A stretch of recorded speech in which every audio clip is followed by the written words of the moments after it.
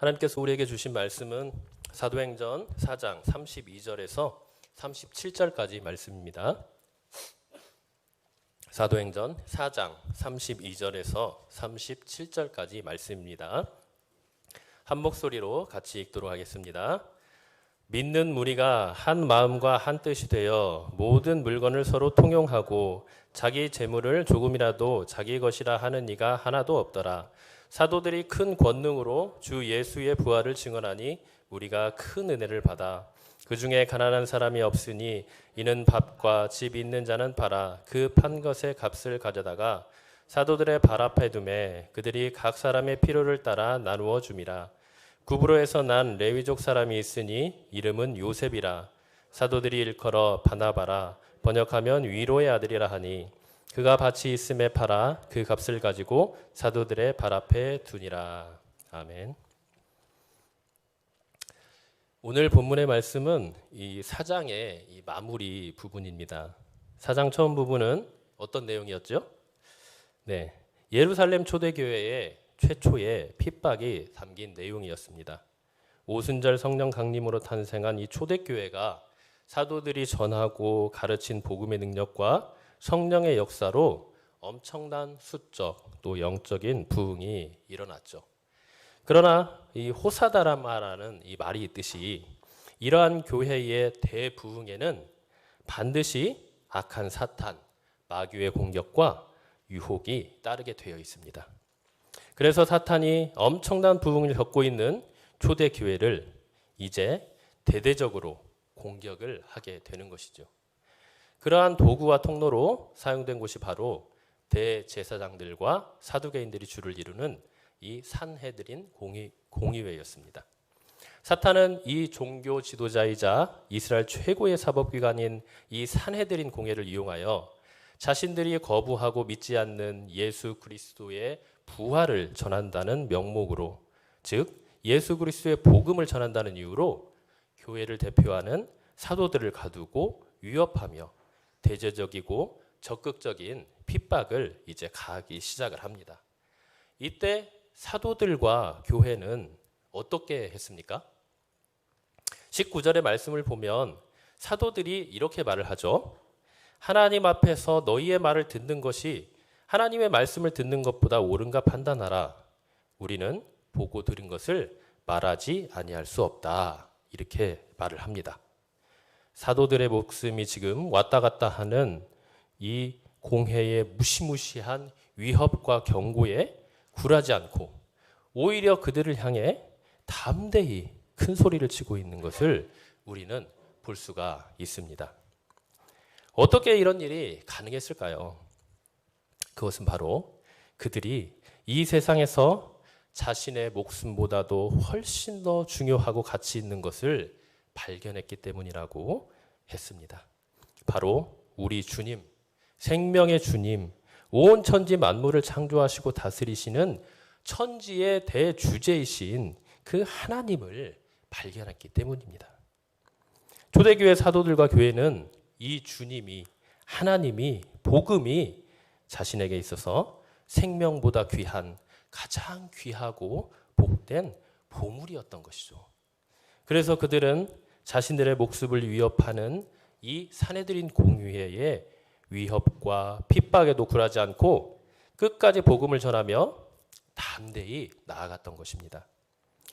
그래서 23절을 보면 이제 사도들이 자신들이 겪은 이 위협과 핍박을 동료인 교회 공동체에 알리게 됩니다. 왜 알렸을까요? 그것은 바로 그들이 모두 예수 그리스도 안에서 한 몸 된 가족 공동체이자 운명 공동체이기 때문입니다. 사실 지금 위협과 핍박은 사도들이 당하는 것입니다. 그러나 사도들은 자신들이 겪고 있는 그 핍박을 자신들만의 문제로 여기지 않았어요. 바로 온 교회를 향한 사탄의 공격으로 인식했던 것입니다. 그래서 이제 이 문제는 현상적으로는 산헤드린 공회가 자신들의 기득권을 유지하기 위한 파워게임으로 보이지만 사실은 악한 사탄 마귀가 그들을 이용하여 이 땅의 복음을 전하여 구원과 하나님 나라를 이루는 주님의 몸된 교회를 공격하는 것으로 보았던 것입니다. 그래서 사도들과 교회는 이제 주님이 머리 되고 주인 되는 그분의 부활 생명으로 하나 된 그 한 몸 공동체로서 이 문제를 다루고 함께 한 마음 한 뜻이 되어 이 문제를 헤쳐나가고 있는 것입니다. 그럼 교회는 이 사탄의 위협과 핍박을 어떻게 헤쳐나갔나요? 그들이 취한 방법이 무엇이었죠? 그것은 이 세상과 세상의 방법이 아닌 오직 하나님만을 의지하고 붙드는 것이었습니다. 그것이 어떤 형태로 나오죠? 바로 기도하는 것으로 나옵니다. 그것이 바로 기도예요. 그래서 24절을 보면 그들이 이제 한 마음으로 하나가 되어 천지의 대주제여라고 소리 높여 큰 소리로 하나님께 기도하고 있는 모습을 보게 됩니다. 그런데 참 놀라운 것은요, 이들의 기도 내용입니다. 우리 같으면 이런 상황에서 하나님, 우리에게 닥친 이 고난과 핍박이 지나가게 해주세요. 피하게 해주세요. 이렇게 기도했을 법도 합니다.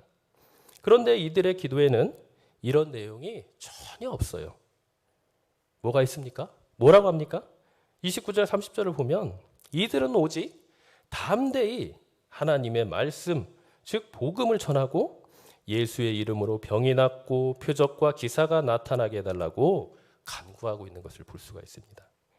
자신들이 받을 고난과 아픔과 어려움을 생각하지 않고 오직 자신들이 하나님께 받은 복음의 증인으로서의 사명과 예수 그리스도의 이름만 높여지기를 기도했다는 것입니다. 이것이 중요합니다. 그러자 하나님께서 어떻게 응답하십니까? 모인 곳이 진동하더니 무리가 다 성령 충만하여 그들의 기도처럼 정말 담대히 하나님의 말씀을 전하게 됩니다. 우리는 이를 통해 하나님께서 이 땅의 교회들에게 핍박과 고난을 허락하시는 이유를 깨닫게 됩니다. 그것이 바로 더욱더 살아계신 천지의 대주제이신 하나님을 의지하고 붙들게 하며 더욱더 성령 충만하게 하여 하나님께서 자신의 백성들에게 맡겨주신 그 사명에 더욱 충성하며 믿음으로 승리하게 하시는 것이기 위한 것임을 우리는 알게 됩니다.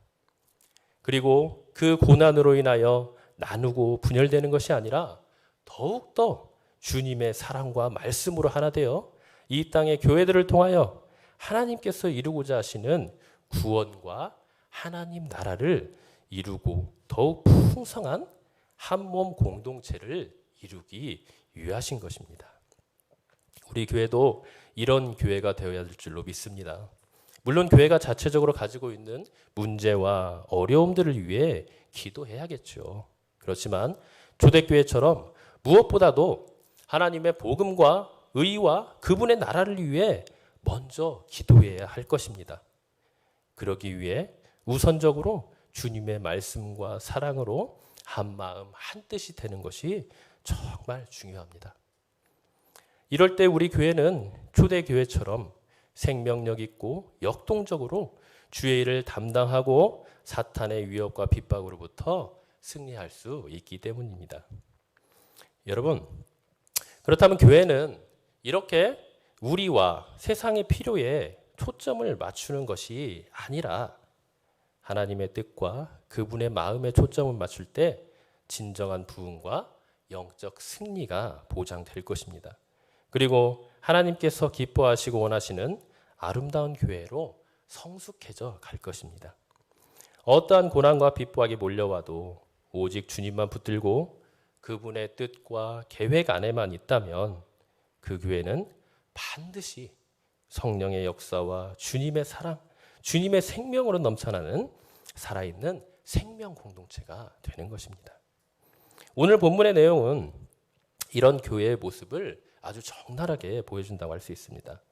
교회가 어떠한 환난과 핍박 가운데서도 오직 주님만을 믿고 의지하며 그분의 뜻에 모든 것을 맞추었더니 일어나는 놀라운 부흥과 사랑의 열매가 맺혀지는 것을 우리가 보게 되는 것입니다. 자기 것을 조금도 자기 것으로 여기지 않는 그 하나님의 참 사랑의 모습이 이제 나타나게 되는 것이죠. 이런 모습은 우리가 2장에서도 살펴보았습니다. 거기에서도 사도들의 가르침을 받아서도 교제하고 떡을 떼며 오로지 기도하기를 힘쓸 뿐더러 사람들 사이에서도 자신의 것을 온전히 나누고 섬기는 아름다운 이 하나님의 형상의 모습이 나타났었죠.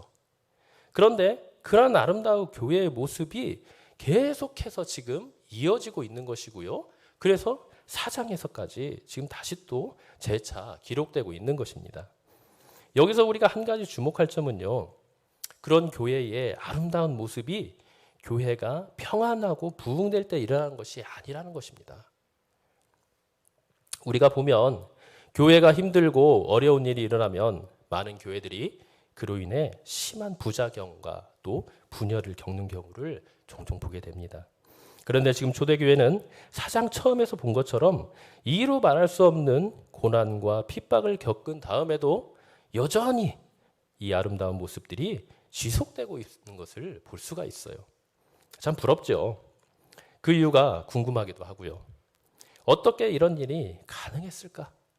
오늘 말씀을 통해 초대교회가 하나님께서 바라시는 그 아름다운 모습으로 성숙해지며 그 아름다움을 계속해서 유지했던 이유들을 살펴보고 또 우리와 이 땅의 교회가 그렇게 아름다운 교회가 되기를 간절히 바라며 함께 은혜를 나누기를 원합니다. 여러분, 초대교회가 어떤 교회였죠? 앞에서 말한 것처럼 오직 위로는 하나님을 의지하고 붙들며 그분의 뜻과 그분께 받은 소명에만 집중하는 교회였습니다.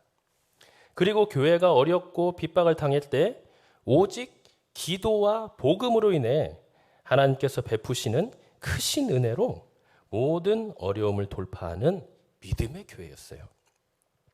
그뿐 아니라 하나님의 사랑과 성령이 충만하여 내 이웃을 내 몸과 같이 사랑하는 섬김과 나눔의 아름다운 교회였습니다. 정말 사람의 이성과 의지로는 할 수 없는 또 행할 수도 없는 이 초월적 공동체가 되었다는 거죠. 오늘 말씀에서도 그러한 모습이 나타납니다. 오직 하나님께서 주시는 이 초월적인 은혜와 사랑으로만 가능한 모습입니다. 32절에는 그러한 모습이 이렇게 나타나죠. 모든 물건을 서로 통용하고 자기 재물을 조금이라도 자기 것이라고 하는 이가 하나도 없더라. 다 아시는 것처럼 유무상통입니다. 유무상통. 일단 여기서 유무상통이란 말은 공산주의에서 말하는 그런 공동생산, 공동분배의 개념이 아니라는 것을 여러분 아셔야 됩니다. 공산주의는 어떤 큰 권력과 지배 계급에 의해서 강제적이고 강압적으로 이루어지는 것을 말합니다. 그 안에 어떠한 사랑이나 자비나 긍휼의 마음의 동기도 없을 뿐더러 무엇보다도 본인의 의지나 자발적인 마음이 아닌 강제적이고 타율적으로 이루어진다는 것이죠.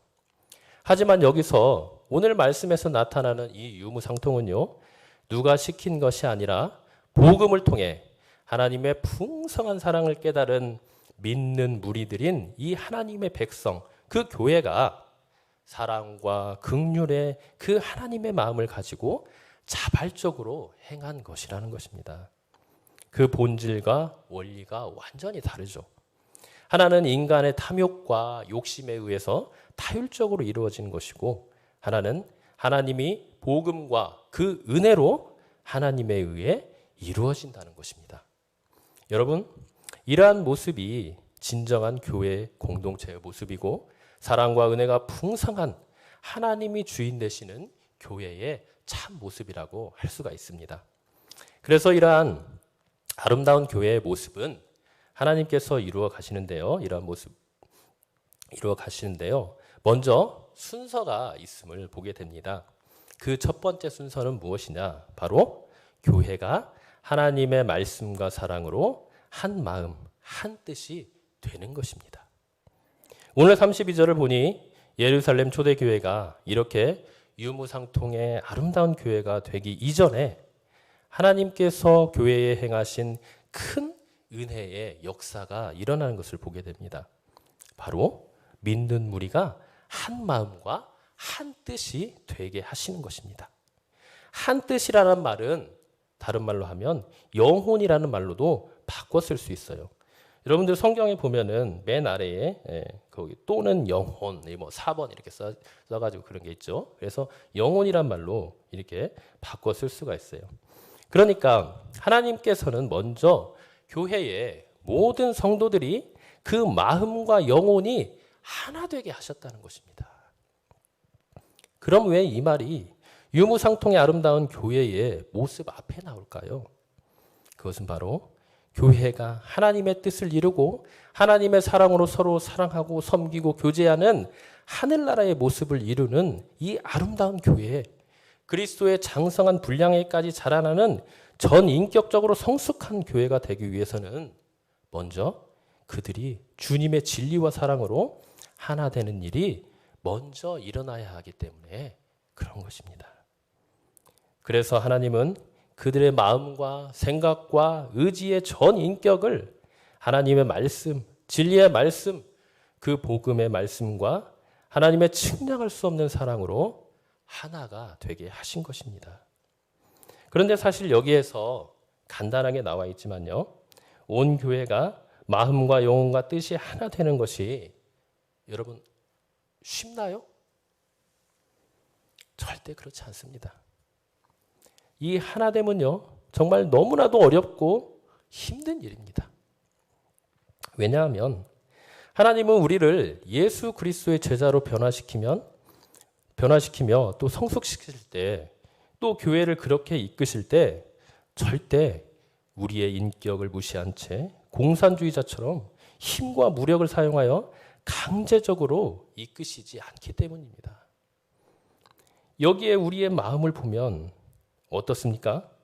아무리 예수님을 믿고 거듭났다고 말은 하지만 여전히 우리 안의 죄성과 죄된 습성은 또 사탄의 마귀의 공격과 유혹은 우리를 유혹하고 넘어뜨리며 계속해서 옛사람의 모습을 포기하지 못하도록 끈질기게 물고 늘어지는 것을 볼 수가 있어요. 나 자신을 보면 알 수가 있죠. 그죠? 그럼 그렇다고 해서 계속해서 주저앉고 자포자기만 하고 있어야 하나요? 아니죠. 우리가 할 수 없기 때문에 이제 누가 하십니까? 바로 하나님이 개입을 하시는 것입니다. 하나님이 일하십니다. 한마디로 하나님이 다 하십니다. 이게 중요해요. 우리에게 이루어진 이 구원을 한번 생각해 보십시오. 구원의 전 과정에 있어서 그 어느 것 하나 우리의 힘과 능력과 의지로 이루어진 것은 아무것도 없음을 알게 됩니다. 내가 믿었잖아요. 내가 믿어서 구원 얻었잖아요. 이렇게 말하는 분도 있죠. 그럼 그 믿음은 누가 주셨습니까? 사실 깊이 들여다보면 그 믿음도 성령님이 하나님이 주시지 않으면 도저히 가질 수 없는 믿음입니다. 우리는 그렇게 전적으로 부패하고 타락하고 무능력한 존재인 것입니다. 구원을 계획하시고 그래서 새 언약의 중보자이신 이 중보자 예수 그리스도를 보내주셔서 구원을 성취하시며 보혜사 성령님을 또 보내주셔서 우리를 붙드시고 새롭게 하시고 그리스도의 날까지 우리의 구원을 그렇게 이루어 가시는 것입니다. 그렇기 때문에 우리는 우리의 연약함과 무너짐 가운데서도 결코 실망하거나 낭망해서는 안 됩니다.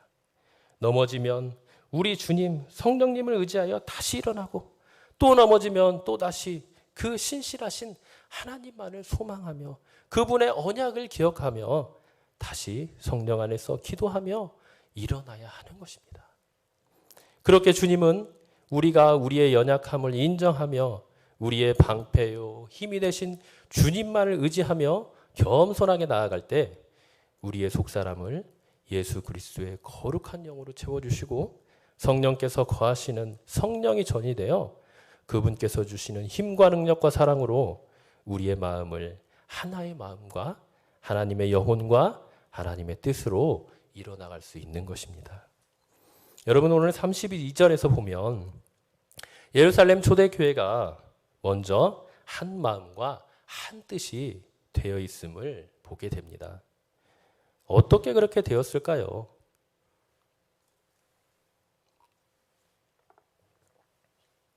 31절을 보면요. 무리가 다 성령이 충만하여 담대히 하나님 말씀을 전하니라. 그렇습니다. 다른 비결은 없습니다. 오직 성령의 충만함과 말씀의 충만함입니다. 이를 한마디로 하면 성령님께서 말씀으로 자신을 믿고 따르는 제자, 즉 교회에 역사하셔서 말씀 안에 있는 참 하나님의 진리와 복음을 깨닫게 하시고 그 사랑을 알게 하신다는 것입니다.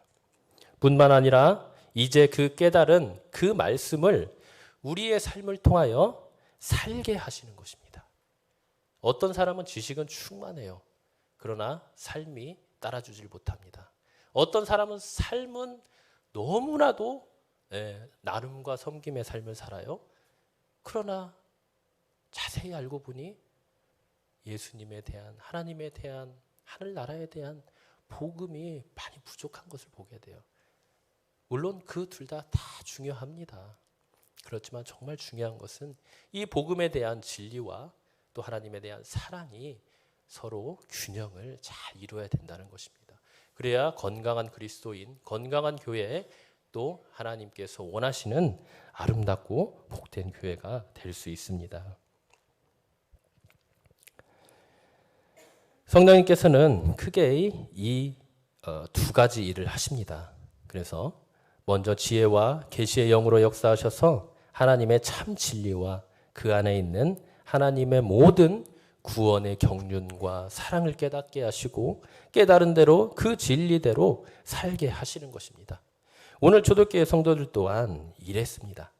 32절에서 보는 것처럼 먼저 성령님께서 그 모든 교회 성도들, 제자들에게 기도 가운데 강하게 역사하셔서 자신으로 충만하게 하시고 그로 인해 하나님의 크신 사랑과 진리를 깨닫게 해주셔서 31절에서는 먼저 하나님의 말씀, 복음을 전하게 하시고 이제 32절에서는 한마음 한뜻이 되어 자신들이 은혜로 받은 그 하나님의 크신 사랑을 이제 삶으로 살아내고 있는 것입니다. 그 모습이 바로 유무상통의 모습이죠. 오늘 본문의 말씀의 내용입니다. 우리 교회도 늘 이 진리의 말씀을 잘 배우고 깨달아 주님의 복음을 전하고 서로 사랑하고 섬기며 기도의 불이 활활 타오르는 교회 되기를 간절히 바랍니다. 이렇게 성령이 충만하고 진리의 복음을 바로 깨달은 사람은 하나님에 대한 인식이 분명한 사람입니다. 초대교회는 성령과 말씀으로 충만했기 때문에 하나님이 어떤 분이신지 분명히 알고 있었어요. 그래서 그들은 하나님을 어떻게 고백합니까? 지난번에 봤던 것처럼 대주제라고 고백합니다. 24절에 나오죠.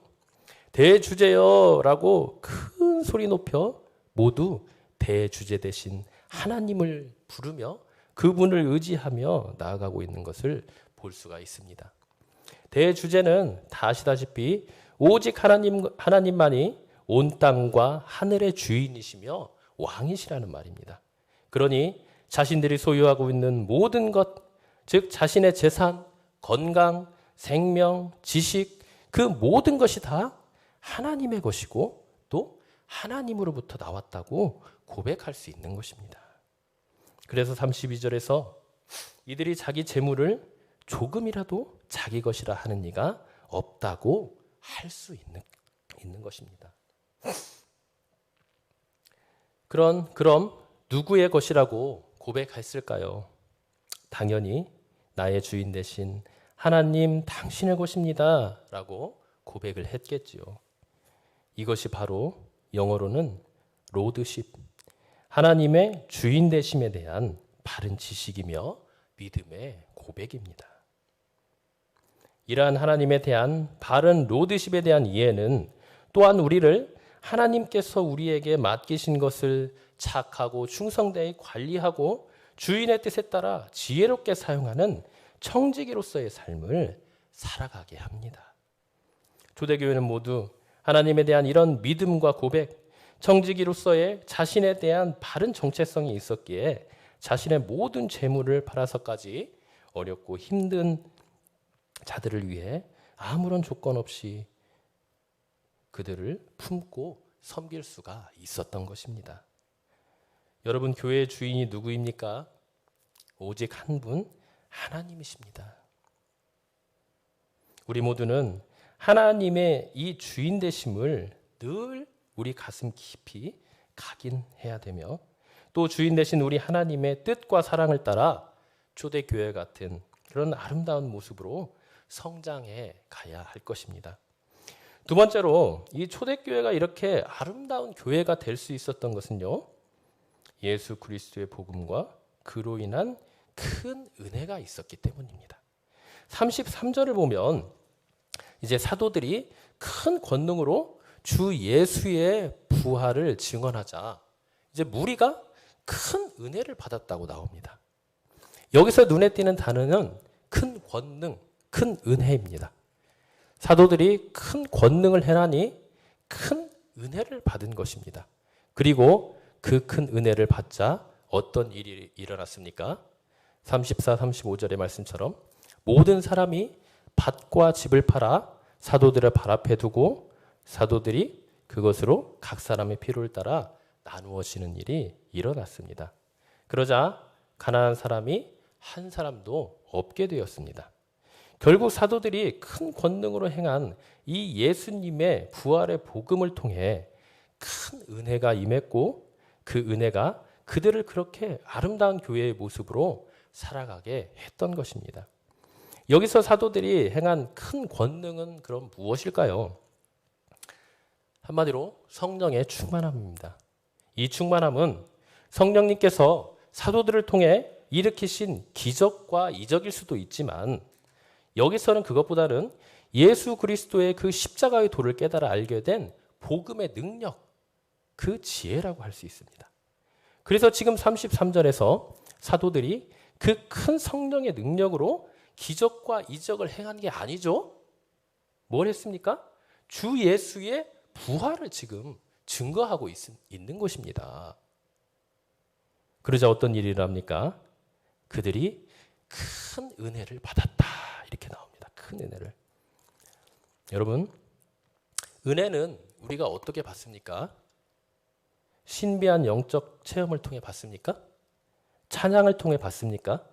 아니면 병고침이나 기도의 응답을 통해 받습니까? 물론 그것을 통해서도 우리는 하나님의 살아계심과 능력과 은혜들을 분명히 체험합니다. 그러나 그런 개인적이고 주관적인 체험들은 일시적이죠.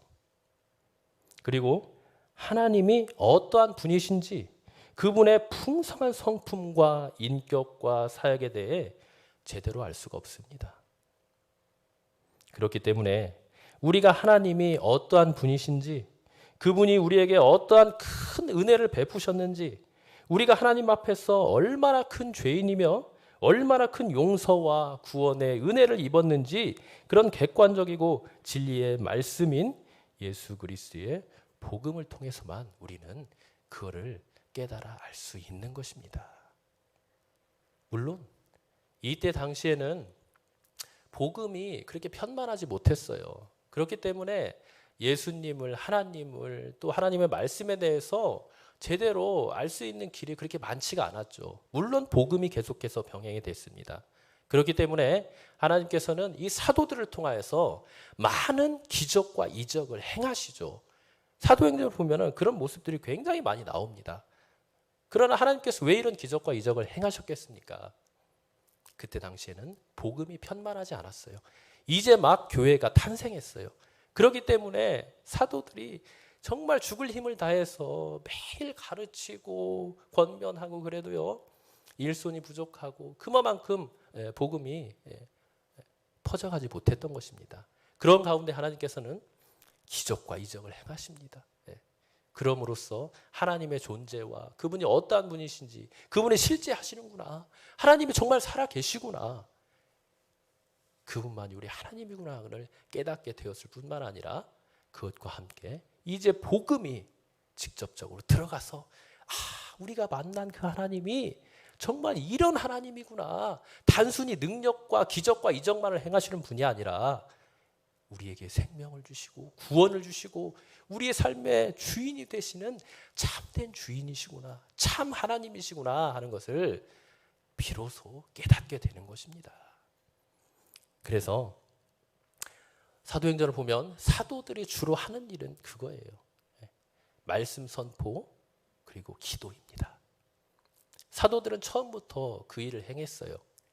그러나 이제 교회가 성장하고 부흥하고 많은 믿는 자들이 이제 생겨나자 사도들이 그때까지는 그 말씀과 기도뿐만 아니라 모든 행정과 구제 그런 것까지 다 맡아서 했습니다. 그러니 얼마나 힘들고 또 말씀 사역하는 데 있어서 많이 일손이 부족할까요?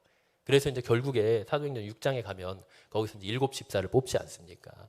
그래서 그런 7 집사를 통하여서 또 교회의 많은 직분자들을 통하여서 이제 구제와 다른 행정적인 일들을 맡기고 사도들은 하나님의 말씀과 기도하는 일에 전무하는 것입니다. 그렇게 해서 이제 이 교회가, 이 초대교회가 정말 이렇게 아름다운 모습으로 갇혀갈 수 있게 된 것입니다. 그것이 첫 번째 이유가 무엇이었다고 했죠? 바로 한 마음, 성령의 충만함으로 인한 한 마음과 한 뜻이었다고 했습니다.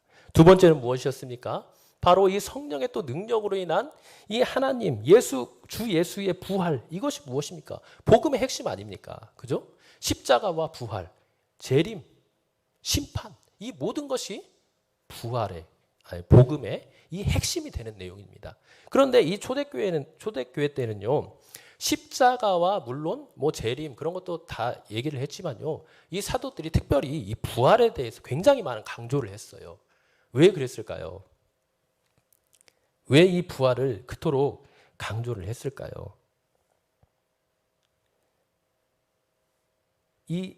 그때 당시에 많은 사람들은요, 그 내세에 대한 굉장히 많은 불안함이 있었어요. 불안함. 굉장히 많은 불안함이 있었고, 내가 죽으면 어떻게 되지?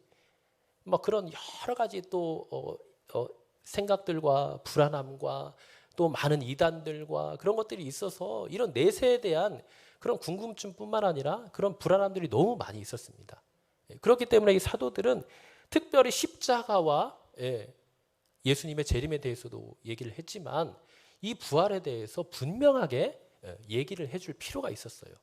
왜냐하면 이 부활에 대한 개념과 이 소망이 분명하지 않으면 사람들은 이 세상에서 정말 방종하며 내 마음대로 살게 되거든요. 우리의 믿음이 또 흔들리게 되거든요. 그리고 또 무엇보다도 이때 당시 이 사도들과 교회가 핍박을 많이 받았는데요.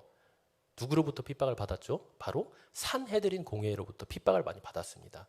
그런데 그 산헤드린 공회의 주 핵심 멤버가 누구였냐? 바로 사두개인들이에요. 이 사두개인들이 그러면 주장하는 건 뭐냐? 부활이 없다는 거예요, 핵심이. 그래서 영적인 것, 부활, 뭐 천사 이런 거 전혀 믿지 않습니다. 오직 현세주의자들이에요. 물질주의자들, 기회주의자들이고. 그들이 계속해서 이 부활을 가지고 공격을 했어요.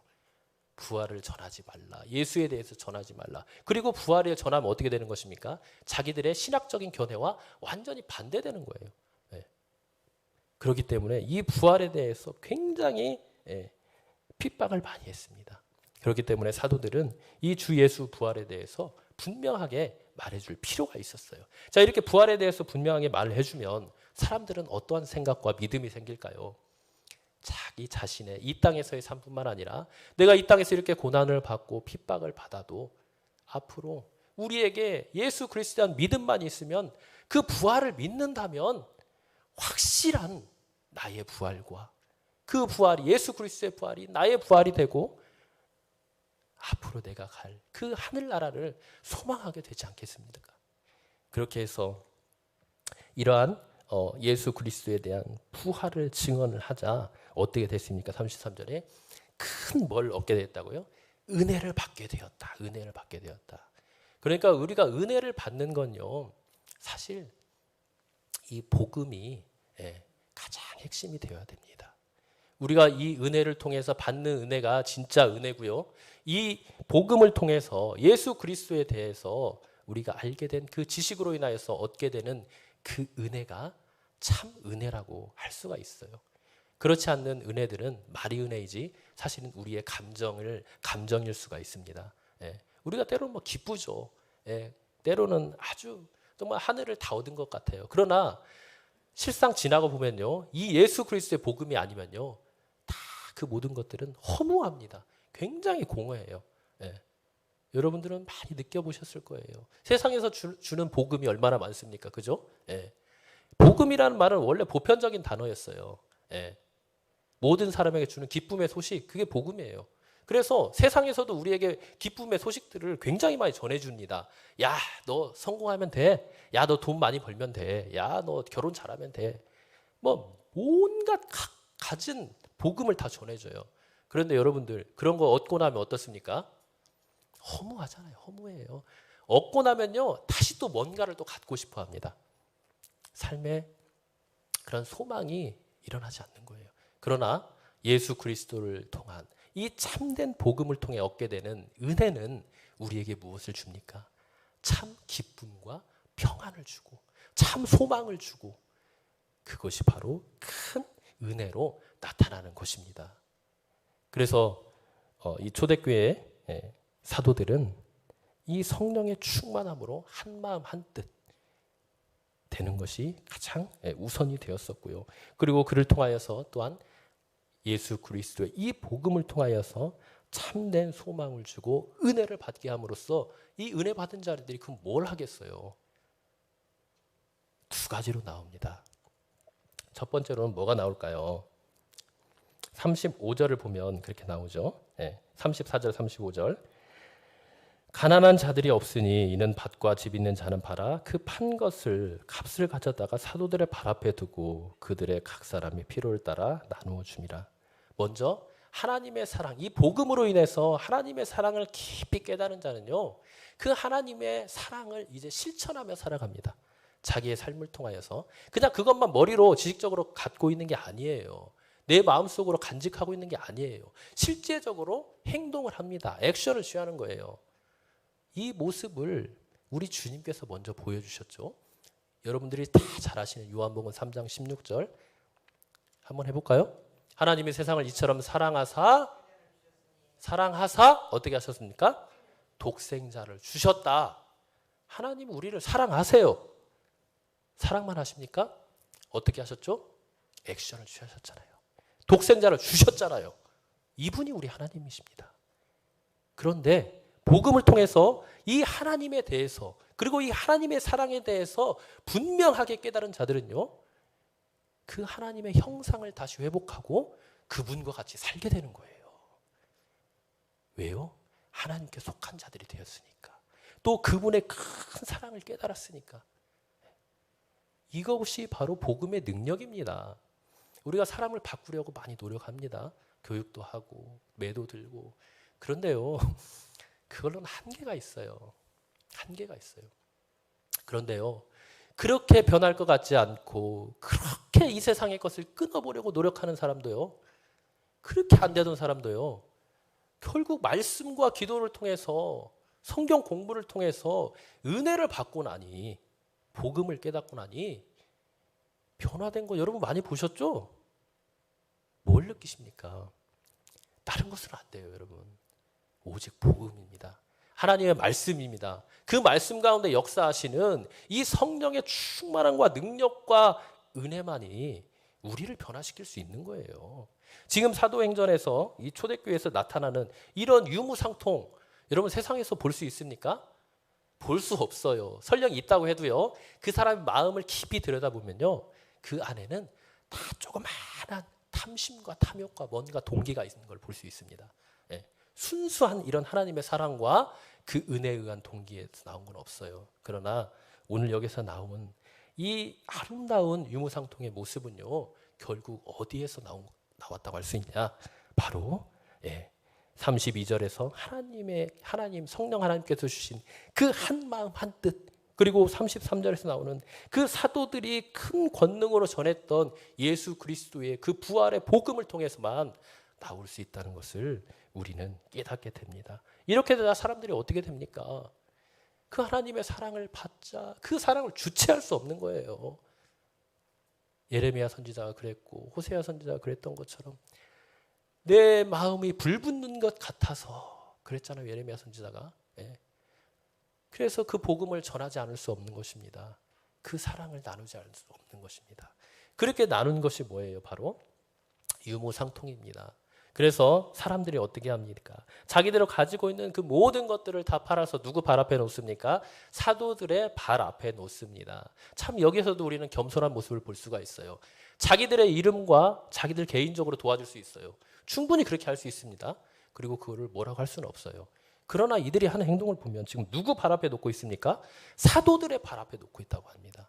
사도들이 발 앞이라는 것은요, 바로 그 모든 것들을 교회의 주인 대신 이 교회에, 그리고 교회를 대표하는 이 사도들에게 전적으로 맡겼다는 것입니다. 하나님 앞에 전적으로 맡겼다는 거예요. 그리고 하나님의 이름으로 그 하나님의 영광을 위해서 했다는 것입니다. 여러분들 많은 자선과 구제와 그런 것도 많이 하시죠. 예, 주변에서 보면 그런 거 많이 봅니다. 예, 그럴 때 여러분들은 어떠한 마음으로 하십니까? 정말 내가 하나님의 그 큰 은혜와 사랑으로 하십니까? 아니면 나의 이름을 좀 더 높여보려고, 칭찬받으려고, 인정받으려고 하십니까? 지금 이 초대교회 사람들은 그러지 않았다는 거예요. 예, 사도들은 발 앞에 놨다. 온전히 하나님 앞에 맡기고 그분에게 그분의 이름을 높이며 그분의 영광만을 위해서 내놓았다는 것입니다. 그러자 사도들은 어떻게 합니까? 각 사람이 필요를 따라 나누어 주었습니다. 나누어 줬는데 그 나눠진 사람들이 이제 34절에 보면 가난한 사람이 어떻게 했다고 합니까? 없다. 가난한 사람이 없대요. 여러분, 아무리 우리가 구제와 사랑을 열심히 실천해도 꼭 빠뜨린 사람이 있습니까? 없습니까? 있어요. 소외된 자들이 있어요. 사각지대가 있어요. 그런데 여기에서 보면 지금 뭐라고 나옵니까? 그런 사람이 없었대요. 이게 무슨 말입니까? 그만큼 철저하게 사랑했다는 것입니다. 철저하게. 한 사람의 소외된 사람도 없이 정말 연약하고 무지하게 보이고 저 사람은 아유 신경 안 써도 돼. 그렇게 보이는 사람조차도 찾아가고 관심 갖고 기도하고 끝까지 그들을 포기하지 않고 사랑하고 나눴다는 거예요. 여러분, 교회가 이런 모습이 참 중요합니다. 그런데 실제적으로 그게 쉽습니까? 어렵습니까? 참 쉽지 않아요. 그죠? 우리가 정말 마음으로 그리고 실제적으로 이렇게 관심을 갖고 그렇게 이렇게 신경을 써도 그게 쉽지가 않더라고요. 물론 나름대로 노력을 하죠, 교회가. 근데 이게 정말 쉽지 않은 것입니다. 근데 이게 가능했던 건 뭐냐? 바로 32절의 말씀과 같이 온 교회가 한 마음과 한 뜻이 되었다는 거예요. 이럴 때 가능한 겁니다. 이럴 때. 한두 사람의 힘으로는요, 힘들어요, 사실. 온 교회가 한 마음과 한 뜻이 되어서 너나 나나 할 것 없이 그 작은 지체 하나라도 돌보고 돌아보고 기도하고 관심 갖고 사랑하고 섬길 때 이런 일들이 가능한 것입니다. 이런 모습들이 이제 초대교회에 너무나도 참 아름다운 모습이죠. 그래서 이런 아름다운 모습을 또 강조하기 위해서 내세운 사람이 한 사람 또 있습니다. 그게 누구냐? 바로 36, 37절에 나오는 바나바라고 하는 사람입니다. 바나바라고 하는 사람. 이 바나바는 어떤 사람입니까? 구브로에서 태어났대요. 자, 구브로는 어디입니까? 구브로는 예루살렘 서쪽에 있는 그 지중해에 있는 그 사이프러스라고 하는 섬입니다. 그곳에서 이제 태어났고 레위족 속의 사람이에요. 레위족 속이라고 하면은 어떻게 보면은 예전에 그 디아스포라라고 할 수 있죠. 예전에 이제 뭐 바벨론이나 또 뭐 바사나 그런 데서 이제 종이 되어서 이제 흩어졌다가 그쪽으로 가서 이 레위 족속이 거기서 정착했을 수도 있습니다. 뭐 정확하게는 안 나와 있지만 그렇게 이제 추측을 하는 거죠. 그래서 그런 레위 족속이 있었으니 이름이 이제 나와요. 요셉입니다. 요셉. 여러분 바나바가 이름인 줄 알았죠? 요셉이 이름입니다. 사실은 바나바는 별명이에요. 자, 그러면 이 별명의 뜻이 무엇이냐? 바로 위로의 아들이라 이럽니다. 위로의 아들. 예. 그런데 이 바나바라는 이 헬라어 원어를 이렇게 살펴보면요, 이 원어의 의미가 뭐와 비슷하냐? 성령님의 의미와 굉장히 비슷합니다. 예. 성령님은 어떤 분이죠? 보혜사 성령님이시죠. 우리에게 은혜를 주시고 도와주시고 붙들어 주시고, 예, 우리에게 지혜를 주시고, 어쨌든 도와주시는 분, 위로해 주시는 분, 예, 우리를 끝까지 끌고 가시는 분, 그분이 바로 성령님이십니다. 그런데 바나바가 그런 의미가 있다는 거예요. 물론 이 이름이 그냥 부모님이 그렇게 되라는 그런 소망을 가지고 주었을 수도 있겠지만, 어찌 보면 나중에 개명했을 수도 있어요. 예. 왜? 바나바가 그런 성품의 소유자였기 때문에. 이 사람들이 바나바를 보니까 그런 거예요. 많은 힘들고 어려운 사람들, 또 복음을 모르는 자들에게 복음을 전하고 주님의 사랑을 전하고 하면서 정말 성령이 충만하여 성령님께 사시는 일과 동일하게 하는 것입니다. 그래서 별명을 바나바라고 지어주는 거예요. 이름이 지금 바나바가 아니잖아요. 별명이 바나바잖아요. 별명을 여러분들 어떻게 지어줍니까? 그 사람의 성품 따라 지어주잖아요. 그죠? 예. 그래서 뭐 여러 가지 별명이 있죠. 예. 이게 바나바가 이제 그런 성품의 소유자였다는 거예요. 그런 바나바가 이제 나옵니다. 그죠? 예. 그가 이제 어떻게 합니까? 37절에 보면 밭이 있는데 그 밭을 팔아 그 값을 가지고 사도들의 발 앞에 두니라. 자, 그럼 바나바는 이 밭을 뭘 하려고 했었을까요? 원래 레위 족속은 자기 재산을 못 갖게 되어 있습니다. 그죠? 예. 그런데 이것을 보면 물론 이제 추측입니다만 아마도 이 바나바가 그 밭을 가지고 있음으로써 이제 자기 후손들에게 정말 물려주려고 그랬을 수도 있어요. 그죠? 그리고 지금 이 바나바가 태어난 구브로라는 곳은요, 거기서 굉장한 구리 광산이 있는 곳입니다. 이거 굉장히 부유한 지역이에요. 그래서 이 바나바는 굉장히 부유한 사람이었을 것이다, 이렇게 추측을 합니다. 그러면 어쨌든 바나바는 부유한 사람이었고 그런 밭이 큰 부동산을 소유한 사람이었죠. 그런데 그것을 어떻게 했습니까? 그 값을 가지고 누구의 또 발 앞에 두었더라? 사도들의 발 앞에 두었더라. 결국 이것이 말하는 것이 무엇입니까? 결국 이 지금 사도행전을 지금 누가 기록했다고 나오죠? 누가가 기록했다고 나옵니다. 그러면 누가는 이 지금 오늘 본문 말씀 32절에서 35절까지 이 말씀을 통해서 이 예루살렘 초대교회의 이런 아름다운 모습에 대해서 이제 조명을 하고 있는 것입니다. 그런데 어떤 그 포커스에서 어떤 관점으로 조명을 하냐? 자, 사도행전 2장에서는 평온할 때, 그죠? 예, 평온할 때 아무 문제가 없을 때 부흥했습니다. 예. 그러나 사도행전 4장에 나와 있는 이 모습은 그렇지 않아요. 엄청난 핍박과 고난 가운데서 지금 이런 모습이 나오는 거예요. 예. 그래서 누가가 지금 이것을 기록한 건 뭐냐? 지금 이 사도행전에 나오는 이 교회뿐만 아니라 우리 모든 교회에게 주시는 말씀입니다. 우리 교회에는 반드시 하나님을 대적하는, 하나님 나라를 대적하는 사탄의 공격과 핍박이 있다. 그러나 그런 핍박 가운데서도 지금 이들이 뭘 했냐? 뭘 했냐는 거예요. 성령의 충만함으로 한 마음과 한 뜻이 되었고 복음으로 무장했다는 거예요. 그러니 어떻게 됐다는 거예요? 그 공동체가 정말 하나님께서 원하시고 바라시는 아름다운 공동체가 되었다는 것입니다. 그걸 보라는 거예요. 그걸. 우리 현 시대의 교회와 그리고 우리 교회도 이것을 보라는 겁니다. 네. 어느 교회나 문제는 있고 핍박은 있고 여러 가지 어려움들이 있어요. 그러나 그럴 때 어떻게 해야 되냐는 거예요.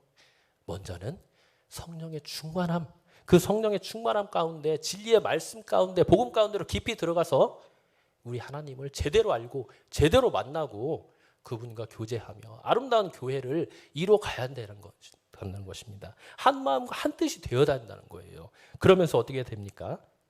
그러한 모습 속에서 우리가 진리 가운데 바로 서고 또 우리의 이웃들을 돌아봐야 된다는 거예요. 복음의 생명이 없는 자들, 또 정말 경제적으로 힘들고 어렵게 사는 자들, 또는 정신적으로 경제적으로 또 여러 가지 영적으로 어려움에 있는 자들을 붙들고 돌아보며 기도하고 그들을 살펴야 된다는 겁니다. 가난한 사람이 한 사람이 없다 했잖아요. 여기서 가난한다는 말은 경제적으로 가난한다는 것뿐만이 아니라 우리의 영적, 정신적, 정서적 모든 부분에 있어서 가난하다는 것입니다. 그래서 누가가 말한 것처럼 우리 모든 교회는 이제 이런 고난의 시대, 코로나로 얼마나 힘들고 어려운 시대를 보내고 있습니까? 또 세상으로부터 얼마나 많은 공격과 핍박을 당합니까? 교회가 얼마나 많은 욕을 얻어먹고 있어요. 교회 이름만 꺼내도 몸서리를 치면서 불신을 갖고 욕을 하는 사람들이 너무 많은 시대입니다. 이런 시대에 우리 교회는 어떠한 모습이어야 될까요? 먼저는 성령으로 충만하고 말씀으로 충만하고 복음으로 충만하여서 한 마음 한 뜻이 되고 또 그 마음을 가지고 하나님의 사랑과 진리를 전파하는 그런 교회가 되어야 될 줄 믿습니다. 네, 함께 찬양하시겠습니다.